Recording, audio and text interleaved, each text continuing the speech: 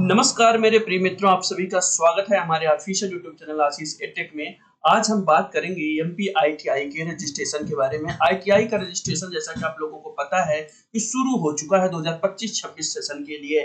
तो इसकी डिटेल से हम बात करेंगे कि किस तरीके से कब तक फॉर्म भरा जाना है, कब से कब तक चॉइस फिलिंग होनी है, कब से सेकंड राउंड शुरू होगा। तो इसलिए आप लोग पूरी डिटेल से जान लीजिए इसी वीडियो में, ताकि आपको परेशानी ना हो। इसी वीडियो में मैं आपको बताऊंगा कि रजिस्ट्रेशन भी कैसे करना है, जो नए कैंडिडेट हैं उनको चॉइस फिलिंग कैसे करना है। इन सब चीजों के बारे में हम डिटेल से बात करेंगे दोस्तों। तो आइए सबसे पहले शुरू करते हैं।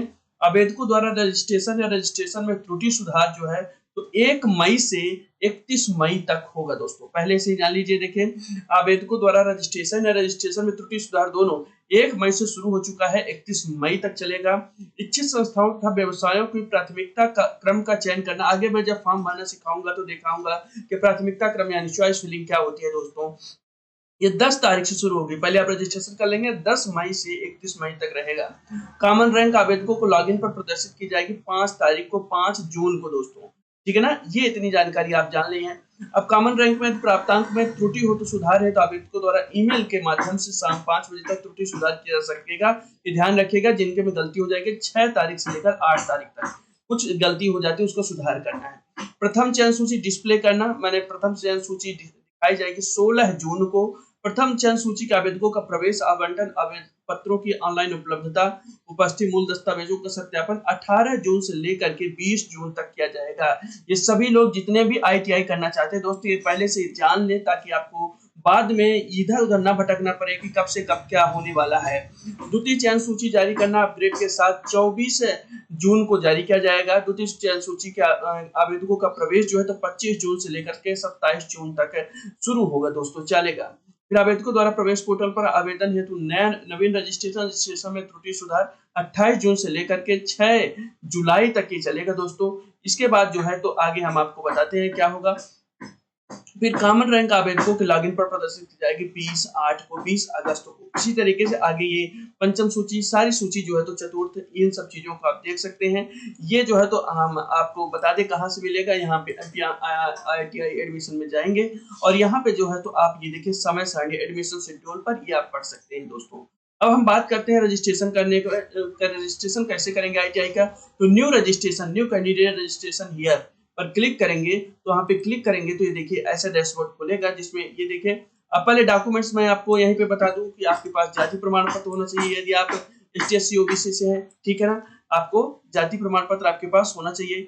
समग्र आईडी होना अनिवार्य है, एमपी के हैं तो बिल्कुल। और 10वीं के आधार पर यदि भरना चाहते हो मार्कशीट होना चाहिए, और मोबाइल नंबर और ईमेल आईडी, ये बेसिक जो है चीजें, और फोटो, ये चीजें लगेंगे। पंजीकरण से पहले आपको पढ़ना है, ठीक ना। आवेदक कृपया अपने नाम, माता का नाम, जन्म तिथि अपने 10वीं अंक सूची से मिलान करके ही दर्ज करें। ये मोबाइल नंबर, ईमेल आईडी से एक ही बार रजिस्ट्रेशन होगा, एक मोबाइल नंबर से, है ना। जैसे मान लीजिए एक बार रजिस्ट्रेशन कर लिया, गलत हो रहा है, तो यहाँ पे इसका मतलब समझना है आपको कि ये चूंकि एक बार यूज हो चुका है, इसलिए दोबारा इसका यूज नहीं होगा। आगे हम बात करते हैं दोस्तों। अब ये देखिए, पंजीकरण पूरा करने के बाद अब अपना पंजीकरण संख्या नोट कर ले। पासवर्ड भी किसी के साथ साझा न करें। अपनी श्रेणी था उस श्रेणी का चयन अपने प्रमाण पत्र के अनुसार ही करें। फोटो सफेद बैकग्राउंड के साथ रंगीन होनी चाहिए था। इसका स्कैन की गई छवि का फाइल आकार 15 KB से 100 KB होना चाहिए। ये थोड़ी सी बेसिक जानकारी है। अब देखिए, पंजीकरण पेज पर ट्रेड सिलेक्शन का चयन ध्यानपूर्वक करें। अपनी 8वीं के आधार पर विकल्प का चयन करते हैं तो केवल 8वीं कक्षा के लिए उपयुक्त ट्रेड का चयन करें, ठीक है ना। यानी यदि उपयुक्त चयन जो है तो 8वीं के आधार पर है तो 8वीं के आधार पर ट्रेड चयन करेंगे, नहीं तो 10वीं के आधार पर ट्रेड है आपका तो उसका चयन करेंगे। अब यहाँ पे हम शुरू करते हैं। यहाँ पे देखिए ये ट्यूटोरियल बना हुआ है। कैंडिडेट रजिस्ट्रेशन पर क्लिक करेंगे, ठीक है ना। रजिस्ट्रेशन पर क्लिक करते हैं, ये देखिए रजिस्ट्रेशन पर क्लिक करते ही ऐसा डैशबोर्ड खुलेगा, जिसमें आप कैंडिडेट नेम, अपने 10th की मार्कशीट के अनुसार, आवेदक का नाम हिंदी में, पिताजी का नाम, माताजी का नाम, date of birth, email ID, mobile number, ये सब आपको वेरीफाई करते चलना है, ठीक है ना। इतना करने के बाद आपको जो है तो ये देखिए इस तरीके से पॉपअप दिखेगा, कंफर्म पुष्टि करें, तो आप पुष्टि कर देंगे, ठीक है ना। यहाँ पे इतना करने के बाद आपका रजिस्ट्रेशन हो जाएगा। मैंने आपको बताया, यहाँ पे डिटेल डालेंगे, सेंड ओटीपी मोबाइल का और फिर अलग से ईमेल का करेंगे। फिर यहाँ पे इस तरीके से कंफर्म पुष्टि करेंगे। पुष्टि करने के बाद आपको इस तरीके से आपका रजिस्ट्रेशन दिखेगा। अब कंप्लीट रजिस्ट्रेशन कंप्लीट करना है तो यहाँ पर क्लिक करेंगे। क्लिक करने के बाद आपको इस तरीके से दिखेगा समग्र आईडी, आधार नंबर, मूल निवासी जिले का नाम, जेंडर, यदि अन्य मोबाइल नंबर डालना चाहते हो, कैटेगरी चुनना है और फिर आपको यदि रिजर्व अनरिजर्व कैटेगरी है तो कोई भी चूज नहीं करना है, रिजर्व कैटेगरी से है तो आपको चूज करना है और यहाँ पे आपको जाति प्रमाण पत्र नंबर डालना है और उसका जिले का नाम चुनना है, उप जिले का नाम चुनना है। ये इतना करने के बाद वेरीफाई करना है, यहाँ पे आपको एड्रेस वेरीफाई करना है।